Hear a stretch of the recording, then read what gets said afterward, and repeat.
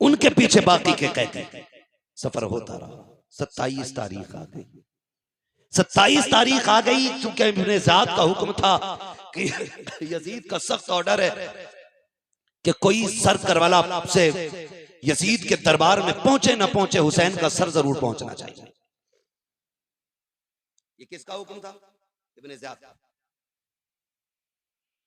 तो शाम जब होती थी तो सारे सर रखे रहते थे, लेकिन 3 सरों को बड़ी हिफाजत से रखा जाता था। एक हुसैन इब्ने अली का सर, अकबर बिन हुसैन, असगर बिन हुसैन, 3 सर संदूकों में रखे जाते थे। इस पूरी रात की जिम्मेदारी निगरानी हारिस इब्न अल-अकीदा एक शख्स था, उसकी रहती थी। वो बड़ी अजीब बात कहता है। उसने ये कहा कि काफिला चला करबला से 12 मुहर्रम, आ गई 27, 26, 27 मुहर्रम। सुन रहे हैं ना? थके तो नहीं है? 27 तारीख आ गई है, 26। कहता मुझे हैरत थी कि सब सो जाते थे, लेकिन एक बच्ची थी जो पूरी रात नहीं सोती थी, और मैं उस बच्ची को देखता रहता था, ये सोती क्यों नहीं। अंधेरे में मुझे हरकत मालूम होती थी। कहती एक बच्ची थी, नाम था सकीना। सब सो जाते थे, वो नहीं सोती थी। चांदनी रातें होती थी, इसलिए वो कुछ कर भी नहीं पाती थी। कहता जब आई ना ये 26, 27वीं रात, कहता मैं चूंकि एक तफ्तीशी ज़हन का बंदा था, मैंने कहा देखूं यार ये बच्ची सोती क्यों नहीं। इसने कहा कि जहां सर रखे हुए थे और संदूक में इमाम का सर था, वहीं मेरी कुर्सी पड़ी थी, जो भी बैठने का उसका इंतजाम था। कहता मैं बैठ गया और मैंने अपनी कंडीशन ऐसे कर ली जैसे कोई सो रहा हो। कहते मैंने आंखें यूं कर ली और मैं थोड़ी थोड़ी खुली आंखों से देखता रहा। कहता वो बच्ची तो 12 मुहर्रम से 27 तक नहीं सोई। वो चलते चलते धीरे धीरे मेरे पास आई। उसने चक्कर लगाया। कहते मैं ऐसे हो गया जैसे सो रहा हूं। उसने मेरी आंखों में नींद देखी, सोता हुआ पाया। उसने कहा शुक्र है अल्लाह तेरा, आज वो दिन आ गया जिसके लिए तेरे हुसैन की सकीना जगती रही है।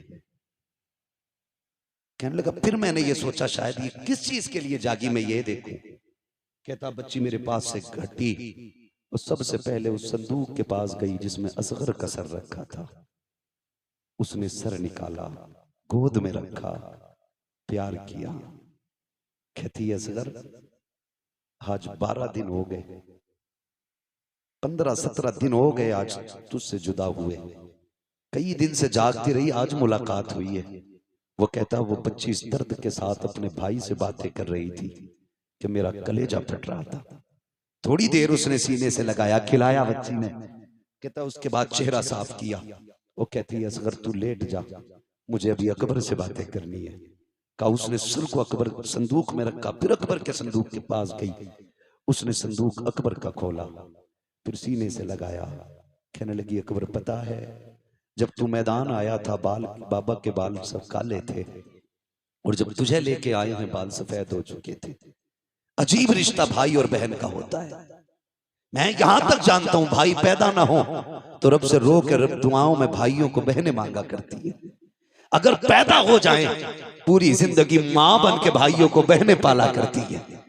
भाई जवान हो तो सेहरे के ख्वाब बहनें देखा करती हैं। यहां तक देखा अगर भाई मर जाए तो सेहरों जनाजों को भी बहनें सजाया करती हैं।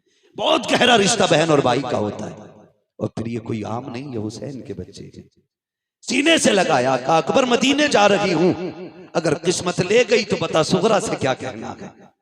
उसके बाद चीख निकली, साफ किया सर, रखा संदूक में, कहा सो अभी मुझे अपने बाबा से मिलना है। कहती बच्ची ने सर संदूक में रखा, फिर उस संदूक के पास आई जिसमें हुसैन का सर था। आने के बाद बच्ची ने जब देखा ना ताला लगा है, बच्ची की आस टूट गई।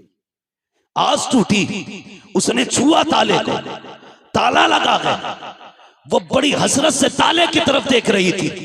हारिस इब्नुल अकीदा कहता है चाबी तो मेरे पास थी, मेरा जी चाहता था चाबी दे दूं, लेकिन फिर मैंने सोचा क्यों दूं चाबी, सकीना कोई लावारिस तो नहीं है, सकीना वो है जिसका काबे वाला भी वारिस है, खुद मदीने वाला भी वारिस है।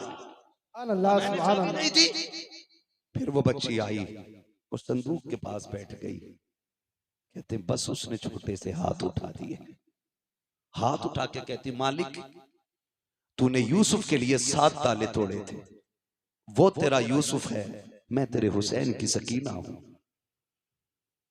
मालिक वो जवान था, मैं बच्ची हूं।